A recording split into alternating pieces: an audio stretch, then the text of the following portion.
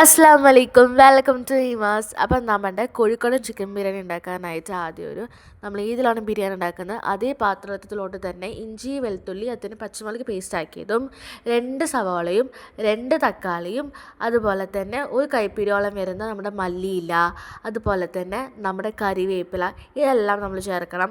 ഇതെല്ലാം ചേർത്തതിന് ശേഷം നമ്മുടെ ഒരു നാരങ്ങ നീര് ഫുള്ളായിട്ട് പിഴിയുക.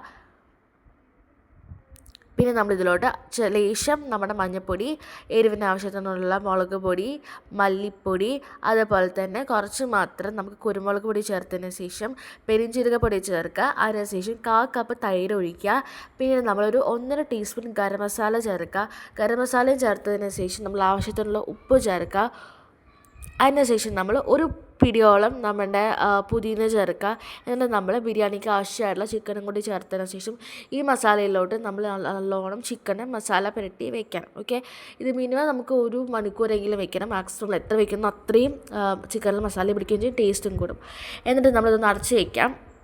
എന്നാൽ വേറൊരു പാത്രത്തിലോട്ട് എണ്ണ ഒഴിക്കുക. എണ്ണയിലോട്ട് നമ്മൾ നമ്മുടെ അണ്ടിപ്പരും അതുപോലെ തന്നെ മുന്തിരി ഇട്ടിട്ട് നല്ലോണം വറുത്ത് കോരണം.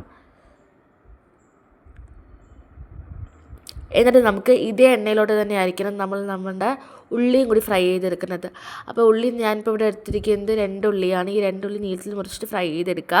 എന്നിട്ട് നമുക്ക് ഈ ഉള്ളി വറുത്ത എണ്ണയിൽ തന്നെയാണ് നമ്മളിപ്പോൾ ഇവിടെ ഇതിന് വേണ്ട റൈസ് കുക്ക് ചെയ്തെടുക്കാനായിട്ട് പോകുന്നത്. അപ്പോൾ ഇതിലോട്ട് കുറച്ച് നമ്മുടെ നെയ്യും കൂടി ചേർക്കാം. എന്നിട്ട് നമ്മുടെ ഹോൾ സ്പൈസസ് ഉണ്ടാകത്തില്ലേ, അതെല്ലാം ഒന്ന് ജസ്റ്റ് ക്രഷ് ചെയ്തെടുക്കുക. അതുപോലെ തന്നെ അതിലോട്ട് നമ്മൾ ചിക്കനിലോട്ട് അതേ ഇഞ്ചി വെളുത്തുള്ളി പച്ചമുളകിൻ്റെ പേസ്റ്റും ചേർക്കുക. എന്നിട്ട് ഒരു ഉള്ളി നീളത്തിൽ മുറിച്ചതും കൊണ്ട് ചേർത്തതിന് ശേഷം നമ്മൾ ഇതിലോട്ട് മല്ലിയില ചേർക്കുക, അതുപോലെ തന്നെ പുതിന ചേർക്കുക. പിന്നെ നമ്മൾ നല്ലൊരു ഫ്ലേവറിന് വേണ്ടിയിട്ട് നമുക്ക് രമ്പയില, ഇതാണ് രമ്പയിലയും കൂടി നമുക്ക് പൊട്ടിച്ചത് ചേർക്കുക. എന്നിട്ട് നമ്മളിതിലോട്ട് വെള്ളം, അതായത് അരി വേവാൻ ആവശ്യത്തിനുള്ള വെള്ളം ചേർക്കുക. ഞാനിവിടെ 3 കപ്പ് അരിയാണ് എടുത്തിരിക്കുന്നത്. അപ്പോൾ അതിന് വേണ്ടിയിട്ട് 4 കപ്പ് വെള്ളവും 1/2 കപ്പ് പാലാണ് എടുത്തിരിക്കുന്നത്. തിളച്ചതിന് ശേഷം അരി ഇട്ടിട്ട് നല്ലോണം വേവിച്ചെടുക്കുക. അത് വെന്ത ശേഷം നമ്മുടെ മാരിനേറ്റ് ചെയ്ത ചിക്കനിലോട്ട് നമ്മൾ വറുത്ത വെച്ച ഉള്ളി, നമ്മുടെ ചോറ്, അത് തന്നെ നമ്മുടെ അണ്ടിപ്പരിപ്പ് മുന്തിരിയൊക്കെ ഇട്ടിട്ട് നല്ലോണം ലെയർ ചെയ്ത് എടുക്കുക. എന്നിട്ട് നമ്മളിത് ഒരു 10 മിനിറ്റ് ഹൈ ഫ്ലെയിമിൽ വെച്ച് അതേപോലെ തന്നെ 20 മിനിറ്റ് ലോ ഫ്ലെയിമിൽ വെച്ച് കുക്ക് ചെയ്തെടുക്കുക. അപ്പോൾ അത്ര നമ്മൾ ഈസി ആൻഡ് ടേസ്റ്റി ആയിട്ടുള്ള കോഴിക്കോടൻ ചിക്കൻ ബിരിയാണി റെഡി ആയിരിക്കുകയാണ്.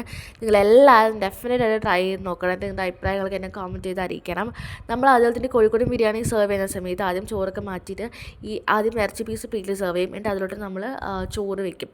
ഇങ്ങനെയാണ് കഴിക്കുക. അപ്പോൾ എല്ലാവരും ഇതുപോലെ തന്നെ ഒന്ന് ട്രൈ ചെയ്ത് നോക്കുക. നിങ്ങളുടെ അഭിപ്രായം കമൻറ്റ് ചെയ്ത് അറിയിക്കാൻ മറക്കരുത്.